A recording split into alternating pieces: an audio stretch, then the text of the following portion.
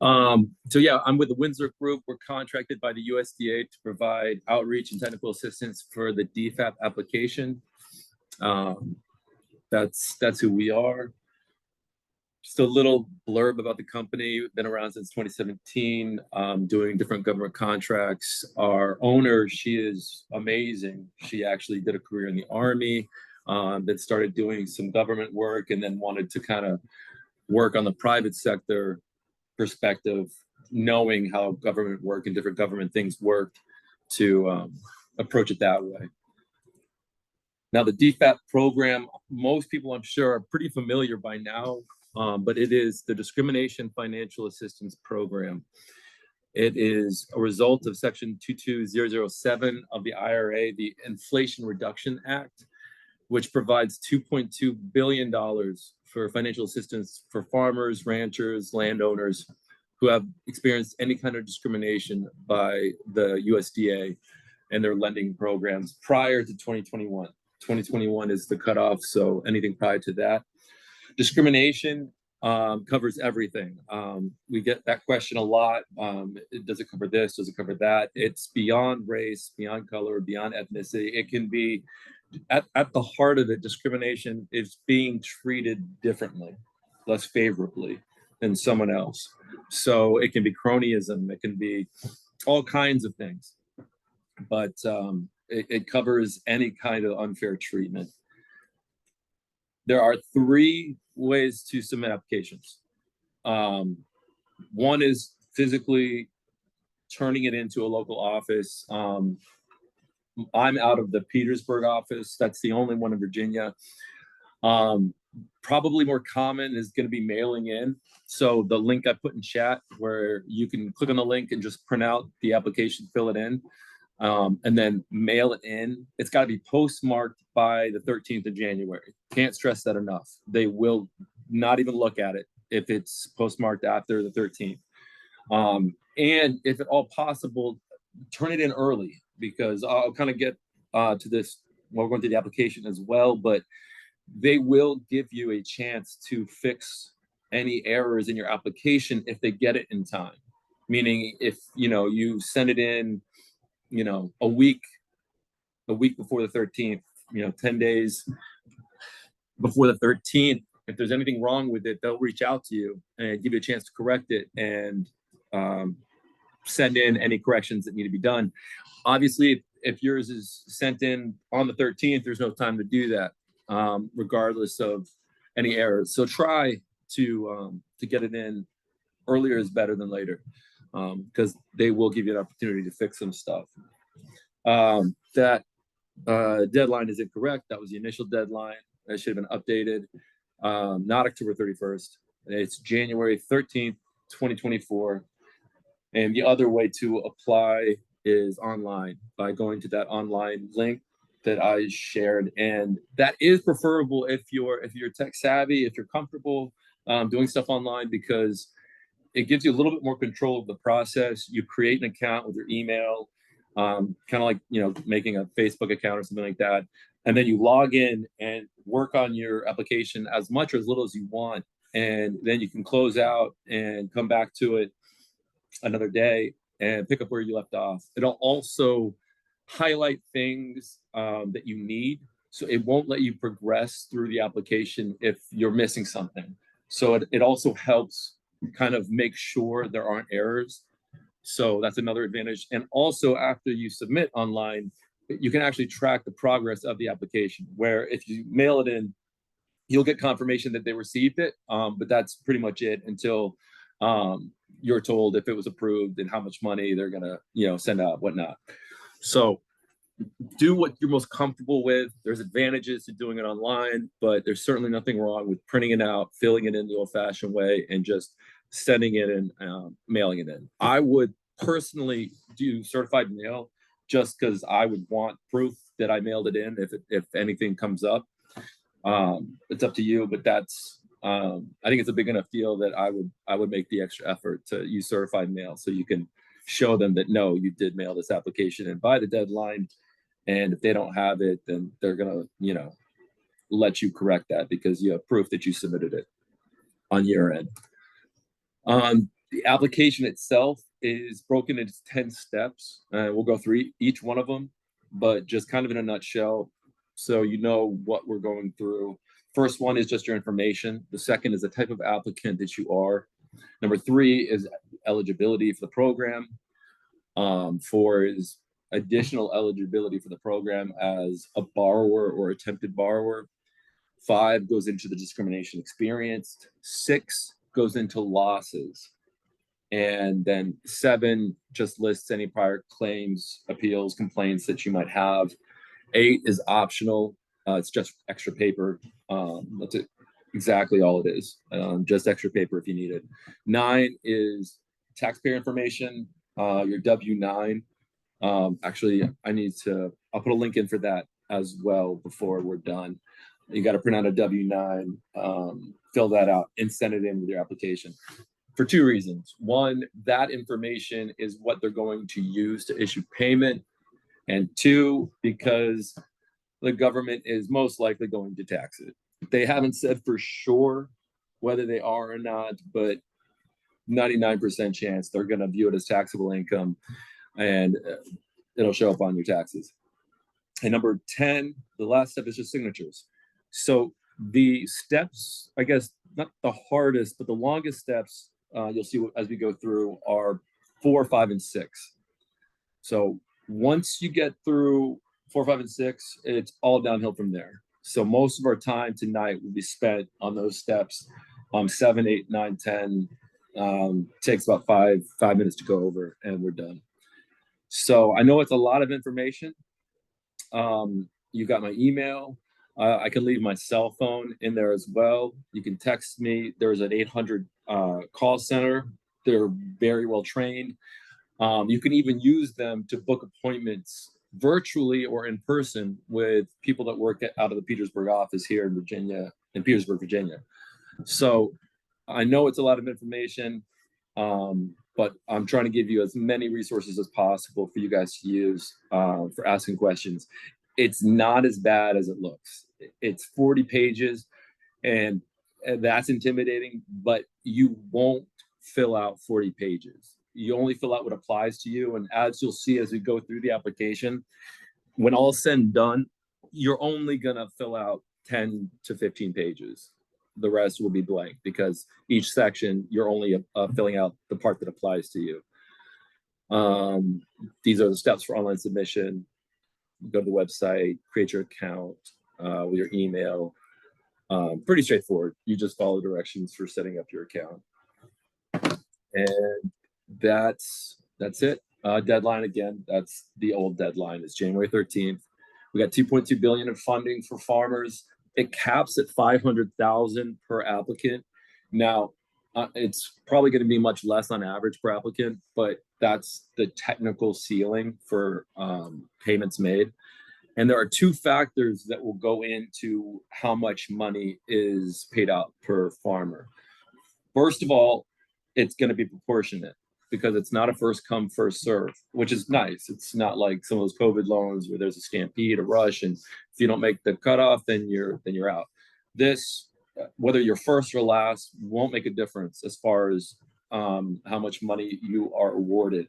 So your baseline for each applicant is going to be based on total number of applicants. So that number will go into the total 2.2 billion, and that'll kind of establish baseline per applicant. Now, the second factor that determines your payment compared to another is going to tie into your economic loss, which we'll go into in more detail in step 6. Essentially, that means if it costs you more money than another applicant, then your payment will be more than another applicant. So those are the 2 factors that go into the payments and how they're determined. That's our Petersburg office address, 325 Brown Street, Suite 111, Petersburg, Virginia. Renisha is awesome. She's our office manager. Caitlin, our TA lead, and me, outreach lead. All right, so now we will get into the application itself. This is where we're going to spend most of our time. Do we have Any questions at all before I jump into the application itself? Anybody? If not, I will get going on the application itself. Stop me if you have a question, please. So step one. So we got 10 steps, right? 1 out of 10. Now each step, it will have a box that says supporting documentation requests. Each step will tell you what documents they need for that step. You can use the same document more than once for multiple steps. For instance, if one step wants some taxpayer information and then another step you can use that for its requirement as well. You can use it for as many steps as it fits the criteria for. So it doesn't have to be a different document for every step. If you have a document that fits the requirement for step 3, 4, and 5, you can use it for 3, 4, and 5. And for each documentation request, it'll either say must, where you see right there, must is bolded and underlined, or it will say may, where it's bolded and underlined. Now, if it says must, it means it's required. You need to submit something, some documentation out of the list that it gives. May, if it says may, means that it's optional, but strongly advised, because the way I look at this, these applications, you want to stack it with as much ammo as possible. So the more, the better. So you don't need to if it says may, but if you can, definitely submit something that fits that category. Okay, so step one, pretty simple, don't need to take a whole lot of time. Just going to be your information, your name, your address, phone number, email address, date of birth, social or tax ID number. Now it does have a couple of boxes at the bottom for other names that you have previously gone by, maiden names, things like that. So if you're wondering which name to use because at different points of your life you had different names, put your current name that you go by at the top, and any other names that you've gone by in the past, you can use the boxes at the bottom for. And that's part A for step one. And here, like we were talking about, is where the box for documentation request is. So it says must include 2 of the following forms of ID. And for all documents, do not send originals of anything. Keep all your originals. You're just making photocopies and sending those off. Don't send any of your originals to these guys. So for this one, pretty straightforward, like getting, opening a bank account or something. You can use driver's license, a tax bill, utility bill, birth certificate, social security card. Social security card is a good one to use because the second part of the documentation request is proof of social security. So if you use your social security card for one of your IDs for this, and then say your driver's license, you can again use your social security card for this part. So you're using it for 2 requirements, less documents that you got to provide. Now, part B of step 1 is optional. This is kind of like emergency contacts. If you want to put anybody on there that a relative or friend that they can get a hold of if they're trying to get a hold of you and they can't. And again, this is optional. If you don't want to put anyone on there, you don't have to. But if you do, this is where you would fill out their information. You check what their relation to you is, relative, lawyer, legal representative, etc. And then the second part, it asks you, is there someone that you would like to designate as allowing to talk about your application with them? And again, optional. If you want to authorize somebody to talk about it, kind of like at a doctor's office, if you sign off and let them talk to your wife or your husband about your medical records, same kind of thing. If you don't want to let them discuss the application with anybody but yourself, then you leave it blank. You don't need to worry about it. And if you do, then you just fill out the information. And C, you don't have to worry about. That's if anyone is helping you prepare this form. I guess you have to worry about it if you hire a lawyer or something like that that's going to prepare this document for you. But assuming you're doing it yourself, you can skip the entire thing. It doesn't relate. And be wary of, there's been a lot of scams. Whenever there's money, there's scams. We will never ask for personal information. USDA will not ask for personal information unless they are confirming who they are and they, are making it clear. But nobody should be asking you for personal information about this application process. Nobody should be asking for money in regards to this. Our help is free. Our technical assistance is free. The application process itself is free. It shouldn't cost a dime besides postage if you're mailing it in. Now, you can pay a lawyer to, there's plenty of lawyers. I've been doing this since we started, and boy, those lawyers, they like to come out of the woodwork and offer help, and some people take them up on it. I can't believe how much they ask for sometimes. I've 30-40% of total awarded financial is a common thing that I've heard farmers talk about, lawyers offering. Totally up to you. Just keep in mind that our technical assistance is free. The application is free. Should not cost you anything unless you specifically want to use a lawyer for your application. That's all step one is. So step one was just your information, then optionally alternative contact information, and then the third part, if you have a lawyer or somebody doing it for you. That's all it is. Now, step two, we kind of get into the application itself. So most people that I have worked with are going to fall into the first or second box. Most people. I'll spend the most time on those. If the other ones pertain to you and you want to know more about it, raise your hand or call out and I'll go through it. But I'm going to try to focus on what I've found to be the majority of all farmers that I've worked with.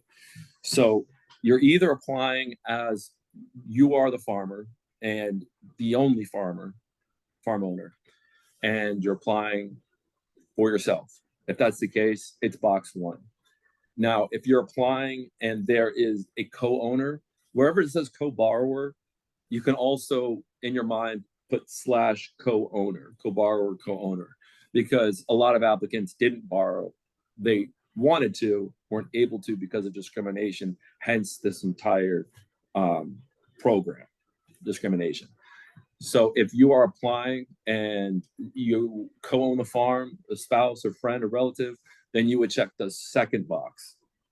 A third box is if you are part of like a legal entity. I haven't run into that very much. Actually, I don't know if I've run into that at all. It's not a super typical case, but if you're part of, a corporation or something that, oversees farms, then that would be the box you check. And the last two are, again, kind of exception cases. I have yet to run into somebody that counts as one of those last two, but the last two are if you inherited a USDA loan that was taken out by a parent or grandparent and you're making payments on it still. If that's the case, then the fourth or fifth box are going to be the ones that apply to you. But for most people that I've worked with, they are applying as the farm owner and just themselves, or they are applying and they have a co-owner. So that's box one, if it's just your farm and you're applying, and box two, if it's your farm, you co-own it. So if it's box one, you're done with step two. You don't need to do anything else. And it's kind of what we're going into as far as you'll be able to skip a lot of stuff if because you're only doing what applies to you. So if you check the first box, you're done with this step entirely. You skip all of the rest of step two. If you are checking the second box because there's a co-owner or co-owners, you see at the right of the line where it says fill out part B. Pay attention to that for the beginning of each step. It'll have a list of boxes like this, and the box you select will tell you the part to fill out for that step, and that is the only part you fill out for that step, and that helps make it a lot easier. Make sure, because it's a big application, it's easy to get lost in all of the different parts and pages and steps.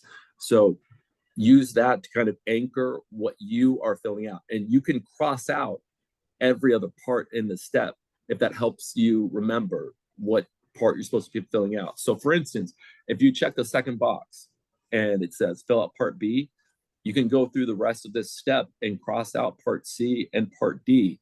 So you don't have to worry about it and know that you don't need to fill that out for this step. So assuming you check the second box, you fill out part B. Part B is just going to be information about the co-borrower / co-owner. So it'll ask how many there are, not including yourself. So if it's one co-owner, 2, 3, you list how many there are total, and then you're just going to put their information in there. And if it's more than one co-owner, then you're just going to make another copy of page 6 and just repeat the process with the additional co-owner, co-borrowers. And you can see supporting documentation request on the right, and it says may. So this is optional and will only apply if you actually got a loan from the USDA. A lot of the farmers that I'm working with tried to get a loan and were not able to. So that wouldn't even be an option if you never did get a loan. But if you did, providing one of the following documents is optional to help your application. So you list the co-borrower, copy the page if you need to, if there's a second, third co-borrower, co-owner, and that is all you do. You can skip C, you can skip D, because you just checked the second box. And again, if the other boxes apply to you and you want more information about them, let me know and I'll go through them. I'm just going through what the majority, by far the majority of cases that I've worked with. So most people that I've worked with, they are checking box 1 or box 2 for step 2. They're checking the box 1, they're the only farmer, and they don't fill out anything else in this step, or they're checking the second box, in which case they're just filling out the co-borrower, co-owner information and nothing else for this entire step. C is for legal entities. D is for inherited USDA loans. And then we're on to step 3. Now, this is another part I see people get hung up on because, in my opinion, it could have been worded better. So it says fill out part A if you have ever been a farmer or rancher. Fill out part B if you intended to be a farmer or rancher, but weren't able to do so because of discrimination. You weren't able to get the USDA loan you needed to. Most, by far, like 90-some% of people applying for this should be filling out part A, because most people applying are farmers. They have this exception case for people that wanted to farm and were never able to. They, in the FAQ, talks about will get a lot less as far as payment, because the mindset is if you've never actually farmed, you haven't put as much time in, sacrifice as much, etc., etc. So don't fill out both parts. If you're filling this out as a farmer, you're filling out part A. Most people aren't filling out part B. Part B is only for people that, excuse me, wanted to be a farmer, wanted to farm, and were not able to do so. And so we're just going to look at part A again, because I don't think I've ever run into an applicant that wanted to be a farmer but were never able to be one. So part A, it's just going to ask for information about the farm that you currently own, or that you owned in the past, or that you leased, well, whatever the relationship is. It's going to ask where the farm is. If it doesn't have a street address, that's okay, especially if it was a long time ago. Just as close as a description as you can get to the location of the farm, where it is or where it was. Now, for supporting documentation requests, you have to submit, you can submit any property tax records, copy of the deed, any producer farm reporting that indicating that your status of owning the farm. And there's also a category or box other. So essentially any kind of document, receipts for farm equipment, supplies, they're looking for any kind of document that shows you operating a farm. So there are several documents that fit the bill. In fact, you can even use an affidavit, a signed statement by a non-family member attesting to the farm that you owned or ran. So that's another document type that can be used. And then it's going to ask what's your FSA number or track number. This isn't required. A lot of people get thrown by this too because a lot of people never got a farm track number. If you don't have one, that's okay. If you do, it makes it easier for them to find the farm in the database, confirm the farm. So if you have one, you put it here, and then it asks what years you farmed or ranched. So if it was from 1980 to 1999, that's what you put. If it's 1990 to now, then that's what you put, 1990 to 2024, or 2021, because the cutoff is 2021, but it won't really make that much difference. And then what the name of your farm or ranch was. A lot of people don't have an official name, so it can just be, your name / or apostrophe farm. Let me check chat real quick, just see if there's.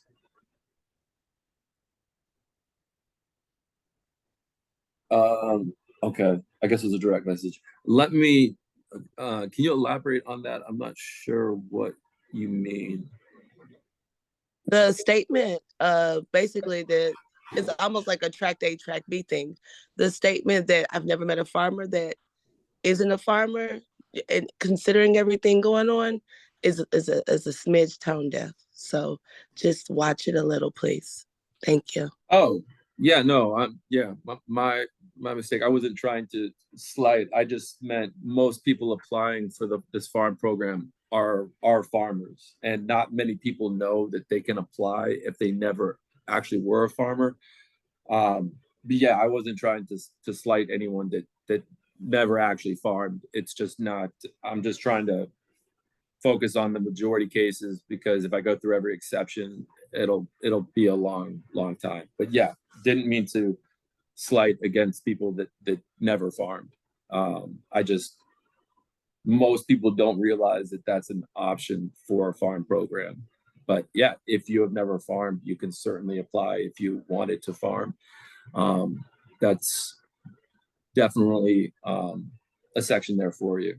I just wanted to make sure that a lot of people, the way it's worded, part A and part B, it's easy to think that you're supposed to fill out both parts. And if you do, that can mess up your application. So I guess my main point was just make sure you're filling out part A or B, not both. Part A for people that have farmed, and part B for people that wanted to farm but were never able to do so. So it's going to ask for a description of your farm, what kind of farm you had, what your crops, livestock were, and what your main crop was. And then for documents, this part's optional. So anything that fits the bill for these documents, if you have, will help your application. So not required, it says may submit, but if you have something on the list, even a statement, and I'll put a link in there in the chat for that. A statement by a non-family member testifying about your farm that you owned. If you don't have, another kind of document, that works. That's an acceptable document. And I got to put the link in the chat because they have like a template for that. Jonathan, got another question in the chat as well. Sure. A lot of folks were discriminated against because they were told they couldn't get a farm number because they didn't.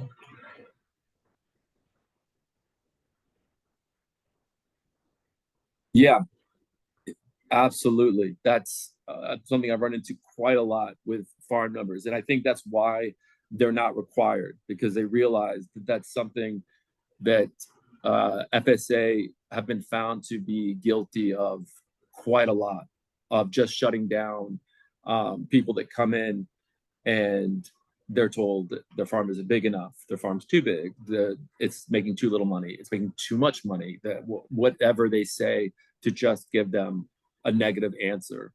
But yes, and that's why so many people have not gotten track numbers, which is why they can't require it, because they know that they themselves are guilty of not giving them out or letting people have them, which is why it puts in parentheses, but it should be bold in my opinion. You don't need to have a track number because we are often the ones responsible for farmers not having access to one or not being granted one. So 100%, absolutely. And a lot of people going in for help and for loans are just told they don't qualify. And that's another thing that they have. I got to be careful because I'm being recorded, but there are a lot of things throughout this process that the USDA and the FSA have done that is not okay. And that's why the entire application program exists to begin with, because there's clearly evidence of systemic discrimination going on for quite a long time. And one of the things that they've changed is people come in for help, and a loan officer will say, well, you don't qualify, don't bother applying, because once you apply, then they have it on record that they declined you. They don't want that to be on record. So they say, no, you just don't bother, you don't qualify. And that's why recently they're changing policy where they can no longer do that. If a farmer comes in and asks about anything, they have to give them a receipt that they actually had an interaction, so that they have some documentation of what that person is saying to them. So they can't just blow them off and not have any record that they did that, which is why applicants don't need proof. Because if you were told you didn't qualify and that's as far as it went, you don't have anything. You only have your word, and that's enough for this, because that's been the case for so many farmers that tried to get help and didn't even get that far in the process, because they were told, oh, you don't qualify, or you're not eligible, don't bother, and that was the end of it. So this is people's chance to share their story, their experience, and have something done about it. And obviously it's really honestly not enough. My hope, and it might be naive, is this program is successful enough that the entire 2.2 billion is gone, right? We want all of it gone to farmers, because if any of it isn't, then what happens to it? If all of it, and got enough applicants that all of it is dispersed, then what that tells everybody is, that wasn't enough. Let's do more. Let's do more programs like this. Like, this is a start. Let's keep it going, so we can start correcting so many wrongs throughout history. Sorry, let me get the other question. I'll read it out loud for you. That way everybody can hear it, in case they're not on the phone. But it says, I farm now, but at the time of the discrimination, I wasn't. How do you handle family land with many heirs if everyone isn't involved in farming? Also, is this a loan or a claim? This is financial aid. It's similar to a grant, but they won't use the word grant. It's not a loan, it's financial aid. So it's money that will be awarded that is most likely going to be treated as taxable income. To be eligible for the program, you have to have been farming during the point of discrimination. So the application is about you, the applicant, and the experiences you've gone through. And that's tough because it relates to so much more than that: parents, grandparents, and etc. But the application itself is solely based on the applicant, their experience farming, and being discriminated against by the USDA as far as not getting financial assistance, not getting help, that kind of way. As far as heirs of farms, yes, if farmers, each of them can apply. This is paid out to individuals, not farms and not businesses. So every single person that is eligible for this can apply. So for instance, if you co-own a farm with a spouse, both of you should apply because you will both, assuming everything's approved, both get money. So everybody that's a part owner of the farm is eligible to apply. And for the question about if everyone isn't involved in farming, the easiest way to answer that is just apply from your perspective and your experience. You don't have to be responsible for every other person that has a stake in the farm. As long as you're providing your information and your details, that's all that matters. What about children? As far as children of farmers, if that's what you're asking, it's only farmers. Yeah. So it should be about children, but the application is only for people that have farmed themselves at any point in time, that have been had a stake in a farm that they worked on at any point in time. But yeah, just farmers. I'll keep going unless there's any other. I think that was all the questions. Correct me if I missed one. I got one question. Can you hear me? Yes, go right ahead. Okay, I got a quick question. With them delaying, extending the process to sign up, you got till the 13th of January to either have this application postmarked or turned in by online. What is the time frame that you're getting as far as payouts are gonna? When will the payouts? Yeah, great question. From everything that we have been told and read, it looks like several months. So probably late spring-ish will be when people start seeing payments. The turnaround isn't going to be that long from what we've been told. Like a period of months, certainly not years, 4 to 6 months, something like that. So once all the applications are processed, because we're looking at possibly starting seeing payments as far as April and May of this year, correct? Exactly. Okay. All right. Because but yeah, good question. Dr. Goldman had told me that USDA is looking to have all these paid out no later than the end of August. So that's yes, exactly. Okay. From start to finish, sometime before March through August, we should have everything to be processed.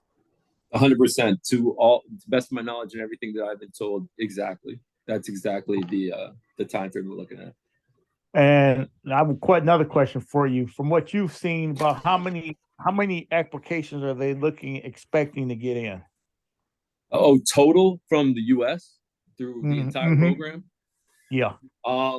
That's a good question because I only have access to the numbers for the East for Region 1. That's the region I'm in. I mean, I would say thousands. I don't know if we've crossed 10,000. Very well, possibly, but I don't think we're near 100,000. But upper thousands to 10,000s is my best guess because again, all I can really see is East Coast numbers. But assuming throughout the entire country, thousands to maybe into the 10,000s. Okay. Best guess. But that's your best guess. Exactly. Okay. I don't have any hard numbers on that. And also we're getting a huge rush right now. So right because it's the deadline. So I mean those numbers are already pumping up quite a bit. Okay. Now when they go through and process these, because obviously 2.2 billion, if you was to scale it out at the up to the max that you can get per application is only like 4,400 and some change of applicants. Right, Uh, right. Because oh, go ahead. So how are they, when they process these applications, how are they going to decipher which application has more merit for the larger sum of payments and which ones don't? Perfect question. Yeah, that's step 6, where you go through economic loss, and I'll go through it in a little bit more detail when we get that step. That's a perfect question, but it's essentially what you're going to do in your application is approximate how much money or potential profit not getting a USDA loan or getting a bad USDA loan has cost you, and you kind of build that out. So what they're doing is, first, like you said, it's going to be, starting from total number of applicants going into that pool of 2.2 billion. Then from there, they're looking at applications in step 6 where you total an approximate economic loss. So for instance, if your economic loss totals out to something like 300,000 and someone else's totals out to something like 50,000, you're going to get more money than the person with 50,000. So that's the only other factor that they're using besides total number of applicants. They're looking at step 6. They're looking at economic loss compared to other applicants. So that's whether important. It's high or lower. That's why it's important that when you're telling these, when you're going, maybe I jumped ahead of you because you said you hadn't gotten that far. It's important to make sure that they check their total economic loss of their discrimination or reprisal costed their applicant. 100%. 100%. That's why when we get to step 6, I hit that pretty hard because I've seen applications with that blank, and it kills me because they won't get anything. So when we get that step, I always make sure to, if I'm in person, have them circle it. Online, I'm just going to focus on it, make sure everyone, there's a specific question and a specific box that almost everyone should have a number in there. And when we get there, I'll go over it. But yes, you're ahead of the game. The economic loss is essential because if you don't put anything there, you're essentially saying that the discrimination cost you nothing, which it didn't. Correct. It cost you quite a lot. And they're going to pay you less. Exactly. And that's why we want to make sure that step, we got everybody filling out and putting numbers in there to make sure that everybody is getting payments from this program. But make sure that they have paperwork to back the numbers that they put down there. Just don't you can't back it up. Exactly. And when we get there, we'll go more into it. But yeah,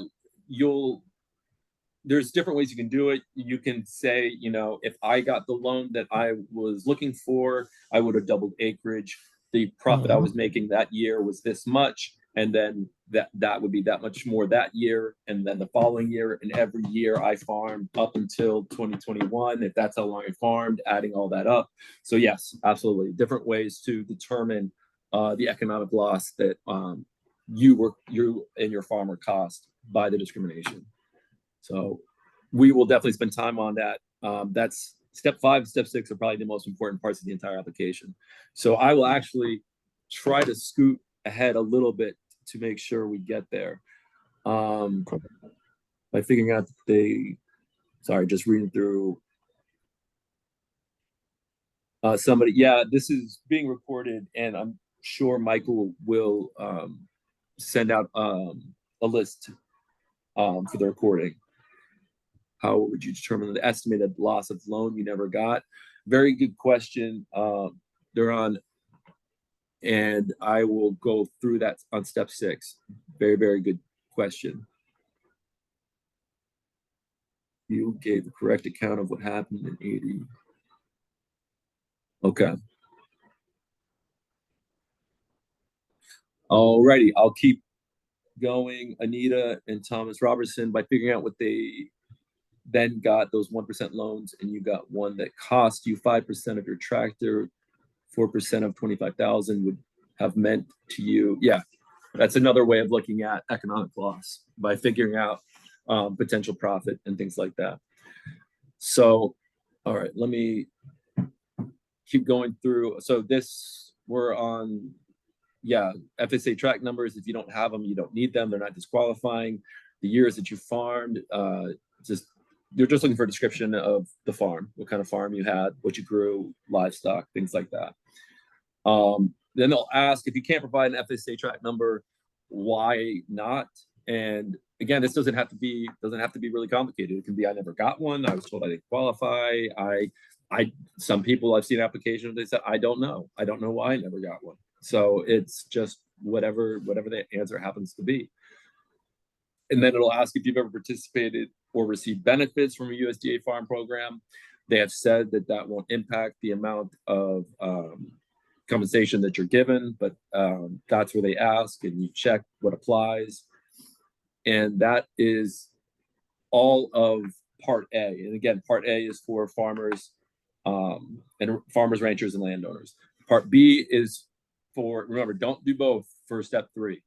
It's A or B. A, if you were a farmer, and B is a more of a kind of an exception case where you wanted to farm, you had a business plan to farm, you weren't able to get funding because of discrimination, so you never actually farmed. If that's the case, then you do B, not both, because B in the FAQ, they talk about will get substantially less payment because they never actually farmed. So make sure you're not filling out both, A or B. A if you were a farmer, B if you were never a farmer but wanted to be a farmer. And then we are into step 4. Now, step 4 is where you check which one applies to you as far as the loans go. So there's 2 categories, and then each of those split into another category.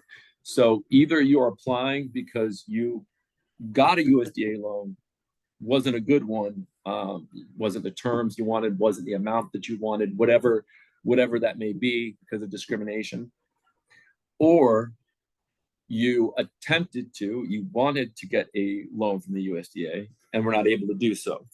So every applicant is going to be one of those 2 categories. So if you did get a loan, you'll be box 1 or box 2.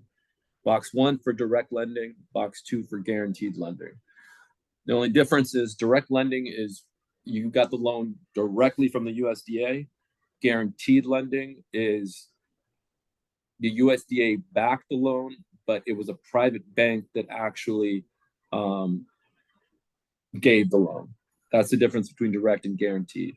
Now, if you tried to get a loan, you wanted to get funding, you wanted to get a loan, and we're not able to do so, it's going to be the 3rd or 4th box. If you're not sure, because it only really matters if you did get a loan, and then whether it was direct lending or guaranteed lending.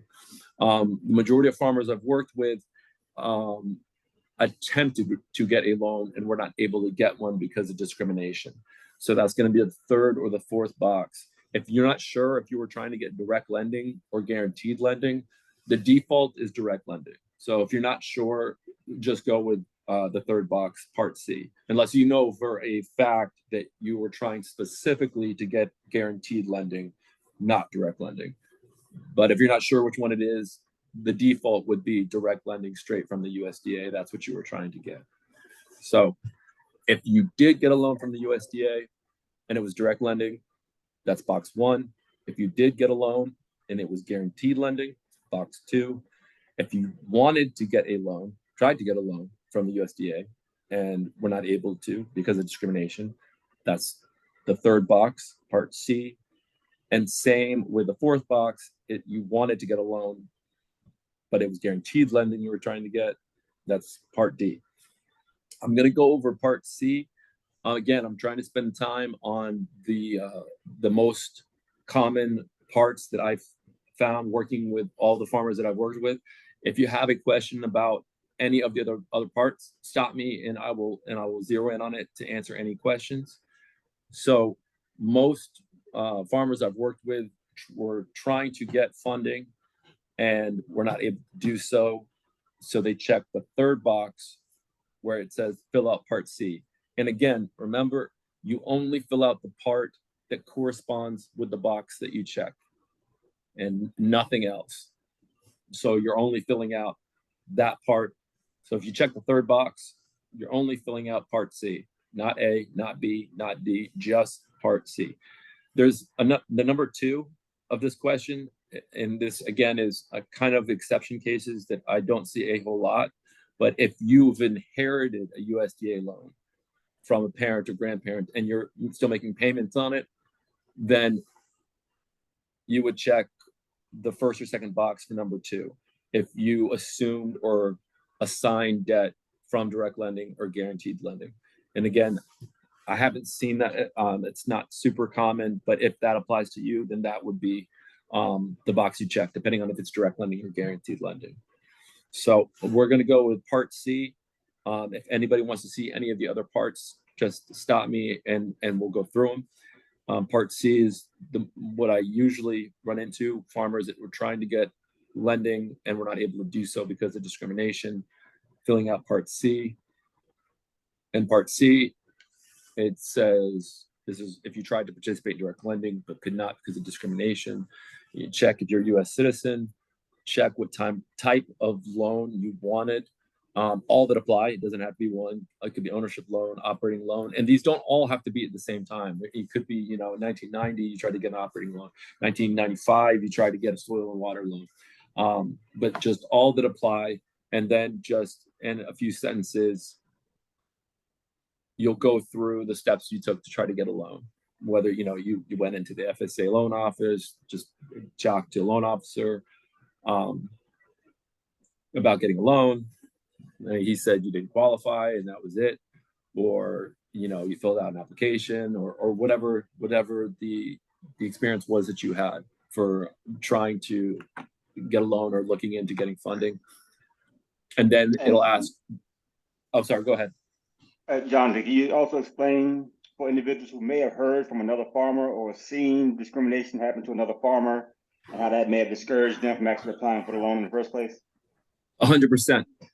So if you fall into the category where, and this is the case for a lot of farmers, and I want to make sure that I'm glad Michael brought that up because they might think that they don't qualify because they didn't specifically go into the loan office and ask to get a loan, because everybody they knew, cousins, friends, everyone that looked like them and were in their similar situation were getting turned down because of discrimination. So they didn't bother to go in and ask for a loan because they already knew what the answer would be. That's exactly what you put in the steps you took. The steps you took were living and breathing the discrimination that was so prevalent in your community, that your cousin got turned down, your brother got turned down, your friend down the street got turned down, a couple of other farmers on the, in a different situation were getting loans, no problem. People like you were not. And because of that, you didn't want to go through the same experience of being discriminated against, because why would you? And you already know what the answer is going to be because everybody else in your situation has gotten that answer. So that's you still put that in here as, the steps you took to try to get a loan. So-and-so tried to get a loan. My brother tried to get a loan, et cetera, et cetera, et cetera. Knowing the discrimination that was so prevalent, I knew that I was not going to be given a loan. And then you still fill out, if you could have gotten a loan, what it would have been as far as ownership loan, operating loan, checking all the ones that apply or just the one that applies, depending on your situation. And then the amount of the loan that you sought. If you were going to get a loan, what was the amount that you would have gotten? When did you try to get the loan? Doesn't have to be an exact date. It can be multiple dates. There's plenty of farmers that tried multiple times. It can be, April of 1990, especially, the further back we go, the less exact your information is going to be, because that's what happens. Things that happened a long time ago are harder to remember. They understand that, which is why they aren't requiring exact details on every little thing, because it's not It's not reasonable to ask. So as close as you can remember when you would have tried to get the farm loan. And this question I don't like. I don't think it's appropriate. Number 6, they ask who you spoke to. If you have this information, pay attention to the parentheses. If you have this information, if you're not comfortable giving names, titles, things like that, you don't have to. You can just say the guy in the FSA loan office, and a lot of, you might not know the name, especially if it was a while ago. And even not if it was a while ago, you might not have gotten that far before you were told you didn't qualify, yada, yada, yada. So it doesn't have to be their name. It doesn't have to be, the exact, it can just be the guy I talked to in that office. That's as specific as it needs to be. Then, was a decision made on your loan application? Yes, I was told I didn't qualify. Yes, I was told my farm was too small. My farm was too big. Whatever, the reason that was given, if any. I mean, I've talked to farmers that literally they were like, they said I didn't qualify. I said, why? They said, you just don't qualify. That's all they have, because that's all they were told. So again, it just depends on your situation, your experience. And that is all of part C for step 3. And again, if you check box the first or second box, then you're going to do the appropriate sections A or B. Majority of people that I work with are steps C for step 3. And for required documentation for citizenship, if you already have like a driver's license, things like that, then that already works for this. And that's all of step 4. Now moving into step 5. This is probably the most important step of the entire application. This is about the actual discrimination that you experienced. This is where I tell people to take your time. Pretty much everything else is fact checking, right? Everything else is, when did you farm? What did you farm? Like what time, what place, yada, yada, yada. This part is what the entire application is about. This part is your story, what you experienced and what you went through. And so take your time and take as much or as little space as you feel like taking when describing what you went through and what your experience was. So it starts out asking you to check the boxes that apply for what the basis of discrimination was. If it was race, check yes, and then the race. National origin, sex, sexual orientation, gender identity, whatever applies for the discrimination that you experience, you check the appropriate box. Religion, if that was a factor, if you think that was a factor, age, marital status, disability. K is reprisal or retaliation for prior civil rights activity. So if you feel like the discrimination was a result of participating in civil rights, that's another thing that you can check. And then starting with B, you will repeat this process for the number of instances of discrimination that you put down. And it's not about quantity. So you don't need to feel like you have to put, 5 instances, 10, you just need 1. Some people, to avoid printing out these pages and doing it again for step 2, for instance 2, instance 3, they kind of put it all in instance 1 and put a date, a range. It's just however you want to do it. So if you have 3 instances of discrimination through the USDA, through trying to get help, trying to get a loan, then you will put 3 for number of instances. And remember, you just need 1. But if you do 3, then it's going to ask you, starting with A, questions about that instance. And you go through and answer, and each page will say instance number. So the first one will be 1. And then for the other question, instance number 1, you're still on 1 as you go through each step of this question. And if there's additional instances, then you print out these pages. So you would print out page 23, and I can put that in the chat, 24, 25, 26, 27. So those are the pages that you would print out if you need to put down an instance 2 and an instance 3. And don't feel like you have to fill up all of this space. They're just giving you space. It's just as much or as little as you need. If you're doing it online, obviously you don't need to print out additional pages. You just check a box and it gives you the additional pages to fill out. So it'll go through the instance, and the first part will be describe the instance of discrimination by the USDA.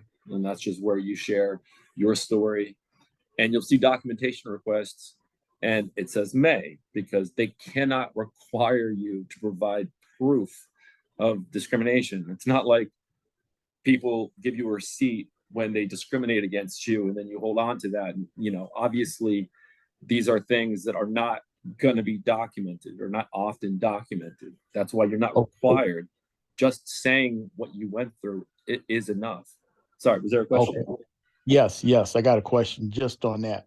Okay, when they go to review these cases, if everybody's just telling a story, how are we supposed to know that they're who's the person to sit up there and say that, yes, you have a case of reprisal, you have a case of discrimination, just off a story that you put on this application, if you're telling us we don't have to have proof of? Yeah, I mean, it's because, so I forget what step it is. There is, it might be in the step 3, but it says to be approved for the application in a court of law, in a criminal case, you need to provide a preponderance of evidence. That's the legal terminology that's used. Preponderance, which means overwhelming evidence that what you're saying is true. In this, it specifically says you do not need a preponderance. You need a reasonable amount of evidence, where a reasonable person could review the application and conclude that it's likely discrimination occurred. So when you're dealing with something like this, there isn't going to be proof. The only things, and that's what I meant about fact checking, the only things you can really prove are that you are a farmer or were a farmer, and that what you farmed and what you did.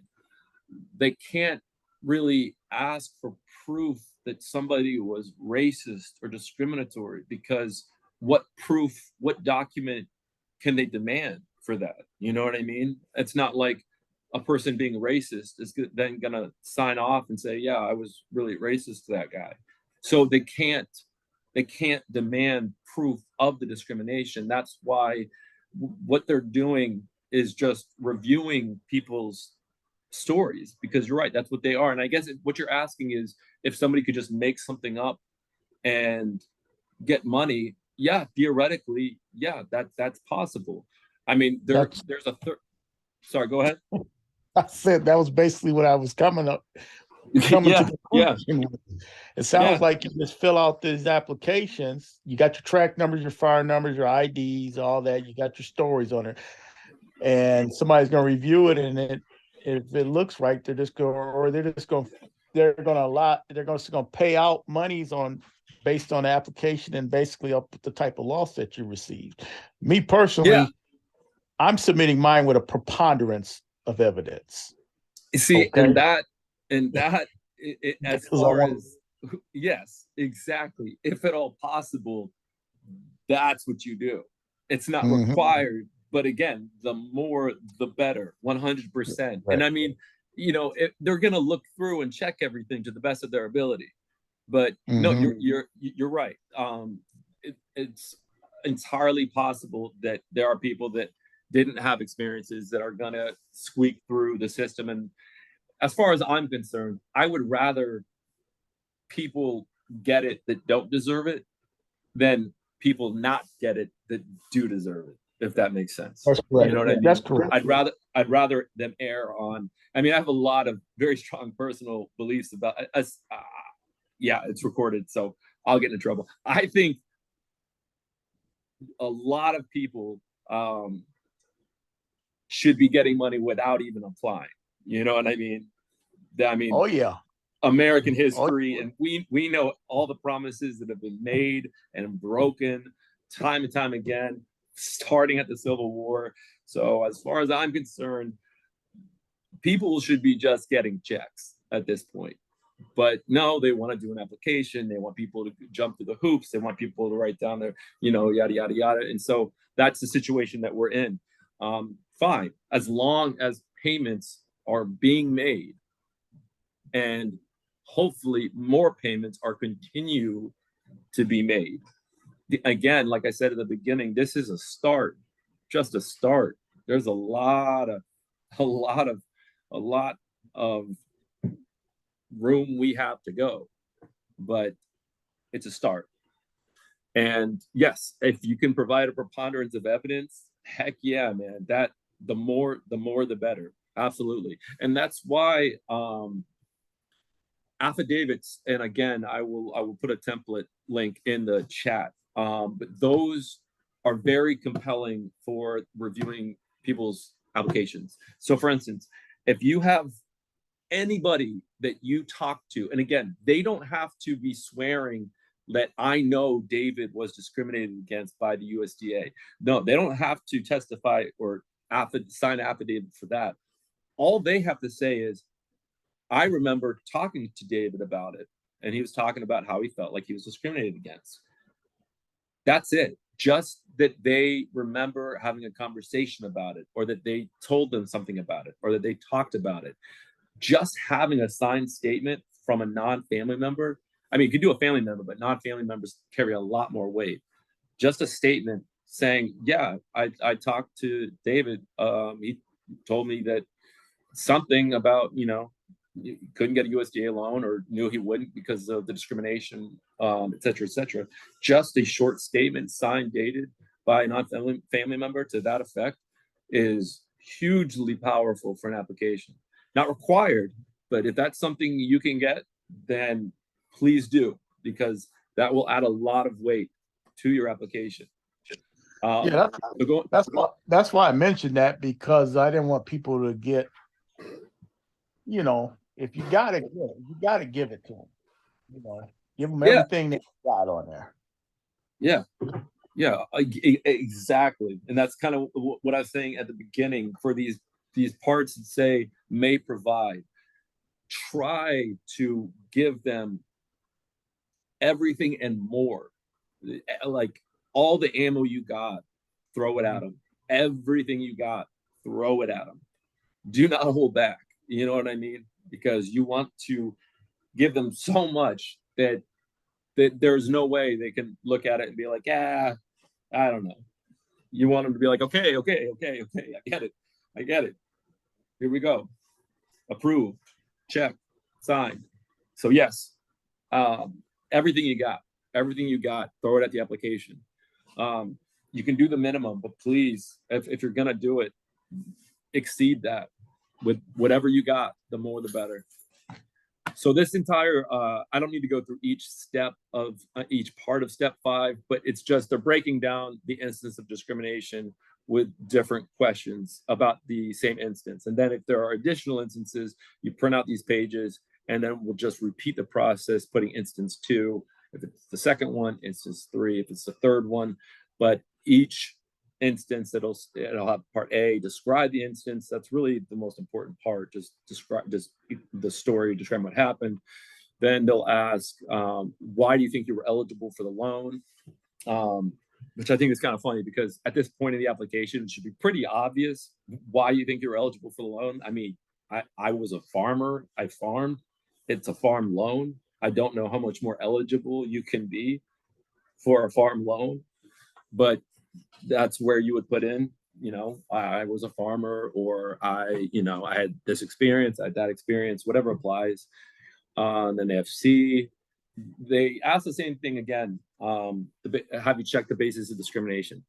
The only reason I can think of why they ask a second time is if you check multiple boxes, and for whatever reason, one instance of discrimination was based on, let's say, race, and another instance of discrimination was based on sex, then you can distinguish that between those two different instances. If it's the same for both, then you just check the same for both. And then what happened that makes you believe the USDA's actions were discriminatory? And it can be as little or as much as possible. You know, they were clearly being discriminatory to people like me and people in my situation, et cetera, or it could be a specific thing that was said. It can be broad, it can be specific, however it pertains to your situation. And it'll ask when and where you experience discrimination. And again, this can be a range of time, and it doesn't have to be an exact date, you know, especially again, if it was a while ago, it's not like, you know, people remember the exact date and time that they had an experience that was decidedly unpleasant. So it could be, you know, April of 1990, it can be spring of 2000, or it could be the exact date, location, you know, the county office or the farm or wherever it was. And if, again, if this was multiple things and you want to kind of condense it into one, then you can put multiple dates and then kind of distinguish that as you go throughout the different questions in the section 5. And then what were the reasons given, if any, for the discriminatory action you were describing? And I like how they put if any in parentheses, because again, it's not like people are very forthcoming when they are discriminating against someone. They usually don't like to give reasons. And so if they gave no reasons, then they gave no reasons. If they said any number of things that I've heard them say, then that's what they said. And then H, who committed this act of discrimination against you? Again, really, really don't like that question. Think it's inappropriate. I don't think it should be on the application. Asking for personal information about that. So again, you do not have to list names. It's like the question that we had previously. It can just be a loan officer that was in the office when I went in and talked. You know, that's as specific as it needs to be. If you want it to be specific, by all means, but I don't want people to feel like they have to remember exact names and identities for this to work. It's what you have and what you're comfortable with sharing. Did anyone else observe the discrimination? And again, probably not that common. People, you know, are not often overtly discriminatory in front of a crowd. They're usually more subtle than that. So if someone observed it, fantastic, and put that down. If they didn't, again, that doesn't invalidate this in any way. It's just, if there was, then you have more ammo to put in the application. And then J is just kind of a catch-all. Is there any other information that supports your claim that discrimination occurred? So anything else that you didn't include, I feel like it's pretty thorough, the, you know, A, B, C, D, E, F, and G. But if there's anything else, in addition to that, this is where you put it. And you, again, repeat for as many instances as you want to put down. And you only need one. But, you know, if there were 2, there were 3. And again, if you don't want to print out additional pages, you can fit multiple in the same page as long as you mark it that way. But if you want to, you know, list out each instance, then print out the same pages and then put the appropriate instance number for the additional pages, and there'll be an attachment, because there's going to be a bunch of, you know, documents and things that you send in with the application. But that is step 5. Arguably the most important step of the entire application, the entire reason it exists. Take your time. I would spend the most time on this step. Again, most everything else is just fact checking. This step 5 is the discrimination. That's your story. That's what you went through. Now 6 is what me and the other gentleman were talking about. That's very, very important. Economic loss. Very, very important. Do not leave this section blank. You will get no money if you leave this section blank. because essentially what they're asking is, okay, you were discriminated against. What did that cost you? So we're going to go into how we calculate in the different ways that you can calculate what that cost you. Because if you were discriminated against by the USDA for funding or a loan that you wanted to get and you didn't get it, it cost you. And there's no way that it couldn't have cost you. So the first couple of questions are only going to apply if you got a loan. And so if you didn't, don't worry if that doesn't apply to you. We'll get to the one that does. But question one, have you ever been a farmer or rancher? Pretty simple question, yes or no. Then two, again, the next couple of questions will be for people that got loans. If you didn't get a loan, you were denied a loan, that's okay. We still have a place for economic loss. But if you did get a loan and you lost land, then check yes. If you lost your home because it was collateral, for number three, you check yes and put the details of that there. Number four, were there any garnishments or judgments imposed because you defaulted on a USDA loan? If that applies to you, then you check yes and put the details in there. Now, if none of those apply because you never got the loan, because you were turned down, told you didn't qualify or whatnot. Number five, if I was with you in person, I would have you circle number five. Number five, step six, number five. Circle it, make a note, jot something down, number five, step six, okay? Did you have other economic loss not already listed because of discrimination, okay? So you check yes, and when they ask when the loss occurred, so what you're doing here is, if you never got the loan, the whole point of this, application, you applied or you tried to get funding because of discrimination, they said no. There are different ways you can calculate this, but essentially what you're going to do, and these are approximate numbers, so don't kill yourself on the math because it's asking for an approximate value. But what you're doing, it's speculation, right? So I'm going to make a very, very simple example just to give you an idea of how to go about doing this. So let's say the loan that you wanted would have doubled your acreage. Again, it's a very simple example, doubled your acreage, okay? And the profit your farm was making that year that you asked or that you tried to get funding, let's say 1990, was, let's say, $10,000 a year, okay? Now, you know that if you got that loan, you would have doubled acreage.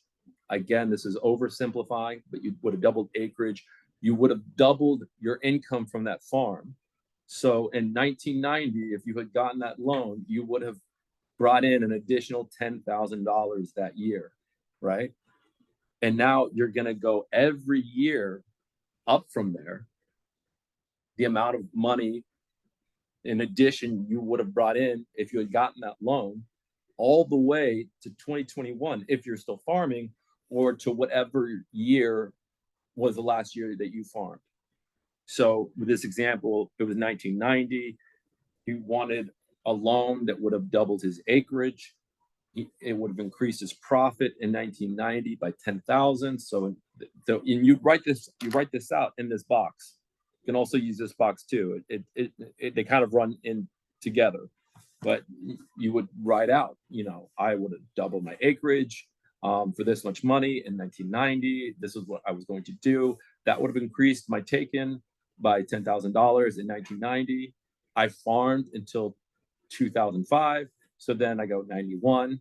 I would have brought in this much more profit, 92, 93, 94, 95, 96, all the way up to 2005. If that's when this hypothetical guy stopped farming. And then you're going to add up all of that missed profit. And you're writing that all down so they see where you're getting these numbers from. And then over here in D, it's the other thing I would have everybody circle if I was with you in person. Circle D. Do not leave this blank, especially if none of the previous ones apply to you, like losing land, losing your home, getting judgments on the loan. Because if you didn't get a loan, those don't apply. This applies. D. So that total profit amount, that total money amount, and again, I've seen people do it based on timber. They're like, I would have had this much more acreage in 2021 if I sold timber at this this number. It would have equaled, $235,000. That's what he puts, and he writes out how he got there. So whatever way makes sense for your farm, your operation. And again, don't make this too hard. They know it's estimated because these are speculative values. As long as it makes sense, you're writing out like, this is how much more money the farm would have made in that year if I had gotten that loan. And then every year after it, all the way up until either 2021, because that's the cutoff, or whatever year you stop farming, you add all that up and you put that total estimated value, and anything else that factors into that, anything else that would be a factor as far as additional profit or additional revenue or additional investments that would have resulted as a result of that capital investment into the farm, adding all that up and plugging that in to D, and that's your estimated value of loss. Do not leave D blank. Even if the first couple apply, there is still going to be an additional estimated economic loss. So step 6, number 5, fill out all of number 5, explaining how you are getting to the calculations of the money that you or your farm would have made. Circle number 5, circle D. Do not leave D blank. If you don't have anything in your estimated value of loss in step 6, you will get no money. Do not leave D blank. Can't emphasize that enough. Step 5 is the discrimination. Step 6 is financially what it cost you. And that puts together the money that you are going to be awarded from your application based off of total number of applicants, like we talked about before, because it's going to be a total number of applicants going into that pool of $2.2 billion. Any questions on step 6? Very, very important step. And again, you've got in the chat, you've got the 800 number, call center. They're really good. Also, if you want to meet face-to-face with somebody in Petersburg, in the Petersburg office, again, you can use the call center and they can book an appointment for you. They can book you a phone appointment. They can book you a Zoom appointment like this. That 800 number is great. You have my email. You can email me questions. I will get back with any questions that you guys have. Step 6 is a little more complicated, but it's important because that's what's going to get you the money. So you want to take your time. Don't make it harder on yourself than you need to. You can keep it pretty simple, with approximate numbers. You don't need decimals, don't need to get down to the nitty-gritty, just approximate values that make sense, starting from when you would have gotten that loan, how much more money that would have gotten you, and continuing. That's just year 1, and continuing with every year from that year up until either 2021 if you're still farming, or till whatever year you stop farming at. So that is step 6. And then on number 6, it asks, explain how the losses you experienced were the result of discrimination. Again, they do a lot of redundant questions in this application because you literally just described how that resulted from discrimination. So you pretty much just reiterate what you've already said. If I wasn't discriminated against and I had gotten a loan, then like I just showed you guys, I would have made this much more money. That's how the loss is a result of discrimination. Don't know why they ask it again, but just reiterate, and that is step 6. And like I said before, step 5, step 6, the most important steps of the entire application. Take your time. Take your time with step 5 and step 6. And with step 6, circle number 5, circle D. Do not leave D blank. Don't leave that blank. You're going to approximate and figure out some value, some missed profit because you didn't get that loan. And whatever that adds up to be, you're going to plug it in right there. And then that is, 8 o'clock. Well, that timing isn't terrible because the rest of this is a breeze. that is pretty much the end of the difficulties of the application. I'll do this real quick. Step 7, you're just checking if you've got any other claims from previous programs, like Pigford 1, Pigford 2. If you got payouts, just check what applies, no or yes, and then the information that corresponds with which one applies. That's all step 7 is. Different claims and appeals, like Pigford 1, Pigford 2, things like that. Then step 8 is optional. It's just extra paper. They give you this template right here. This is the page you can print out multiple times for step 5. It's already kind of set up for it, for additional instances of discrimination, but you can use it for any section. You just put in what step part it corresponds with and print it out as many times as you need. That's all step 8 is, just optional, just a template for you to use if you need more room. Step 9 is just the W-9. I'll put this link in the chat. Just, and if it's online, it'll have it for you to fill out. But you just fill out your W-9. It's just going to be your name, address, etc. Sign and send that in. They're going to use that to make payment. They're also going to probably use that for tax information, because again, they haven't said for sure, but it's almost 100% that they're going to treat this money as taxable income. So you fill out your W-9, send that in, and then step 10, just signatures. Social or tax ID in the top right. Initial, sign, print, sign, date, print. And that is it. The last page, page 40, is only if you have a lawyer or a legal preparer, and then they sign off on it. If you don't have someone you're paying to help you with this, you ignore that. You sign on page 39. Initial, sign, print, date. That is it. That is the entire application, the entire kit and caboodle. Also, as a note, they've asked us recently, when you're submitting your applications, try to remember to put your social on the top of each additional document. It just helps ensure that if things get mixed up, they can put everything back together in your application. So all the additional documents that you attach, just print your social at the top of it when you're including it in your completed application.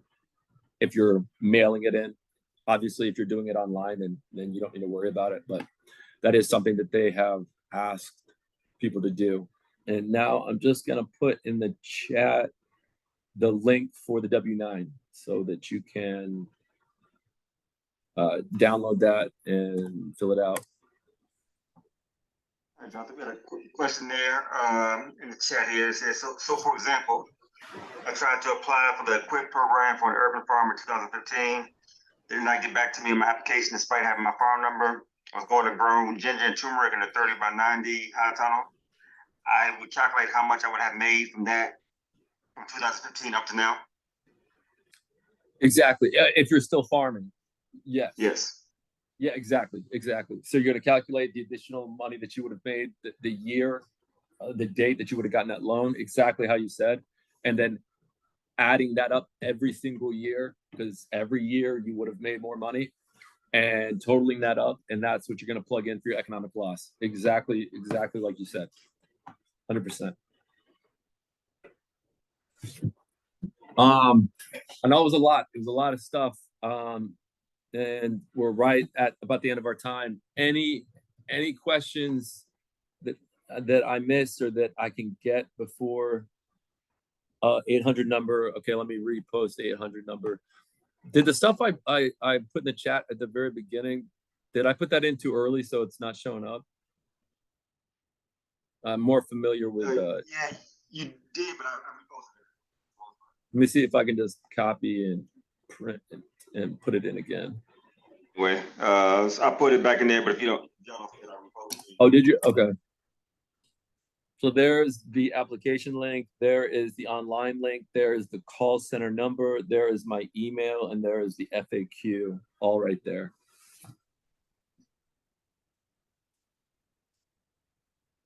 And above that is the W-9 link that I put in right above David's comment.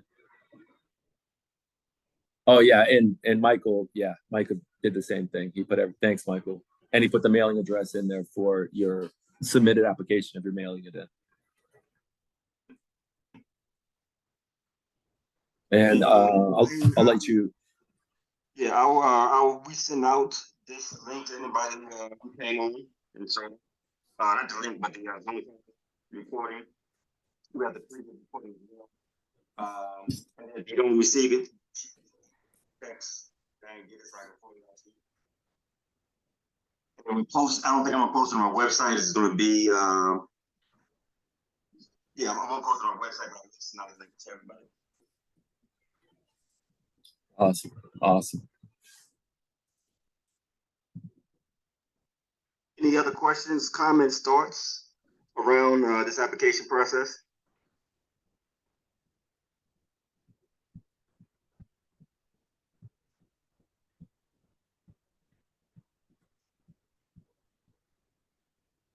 I got a question that probably doesn't fit the, you probably can't answer, I'm gonna ask you anyway. Is there any possibility of retribution from the next administration for those who may apply for this application?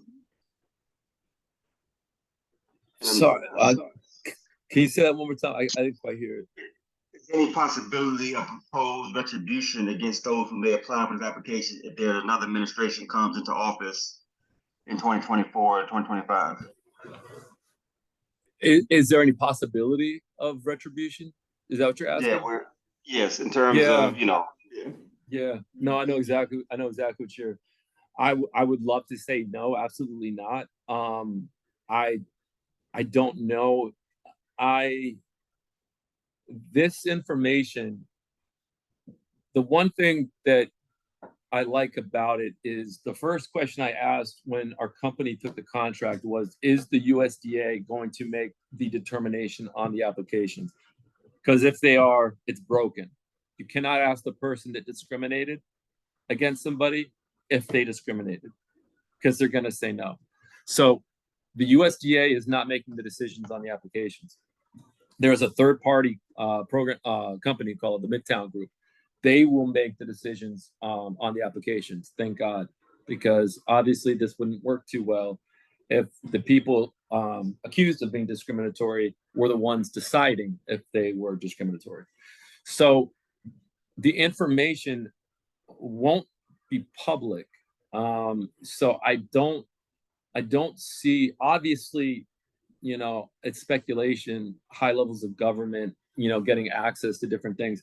I can't imagine anybody participating in this program experiencing specific retribution because they filled out an application about being discriminated, when the very fact that this program exists is kind of proof in and of itself, because you don't get to the point where the government sets $2.2 billion aside for discrimination against farmers if there isn't some pretty compelling evidence of discrimination against farmers. You know what I mean? So I hope to God that there isn't anything like that, but obviously I couldn't say for sure. I don't think that would be something that would be in anybody's purview or in anybody's scope. As far as, I don't know, I feel like if there was any kind of retribution, it would be going after bigger things that are responsible for bigger movements. But it's a scary question, and I would like to say I very, very much doubt anything like that happening for a program like this.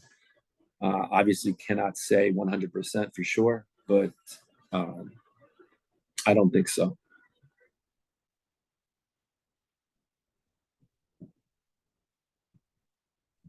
Any other questions, comments, thoughts?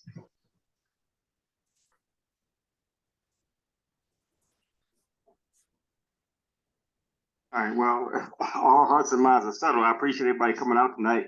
By all means, thank you, Mr. Givens, for sharing this information with us. All the links are in the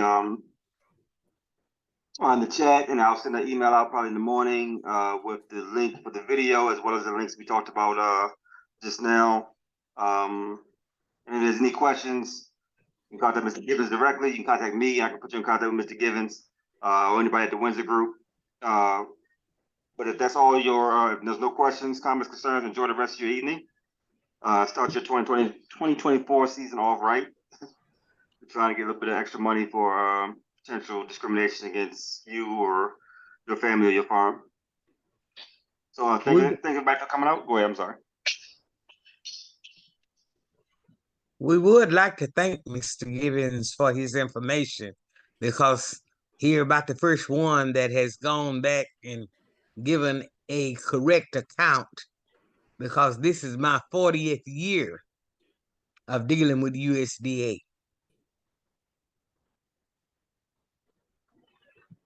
Thank you, Ms. Atchison. I appreciate that. You are a testament to all that we've been going through as Black farmers. I Thank you for lived coming it. on and sharing. Yes, ma'am. I lived it.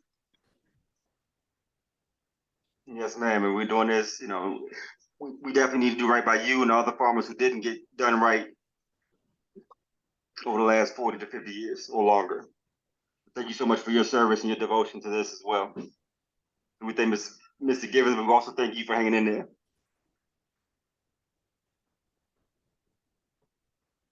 Thank you. That's a very befitting way to end this call. And thank you, Queen Mother Atchison, for coming in and sharing. We definitely appreciate your presence. And everybody have a great evening and a great night. Thank you, Mr. Carter. Thank you. Thank you, guys.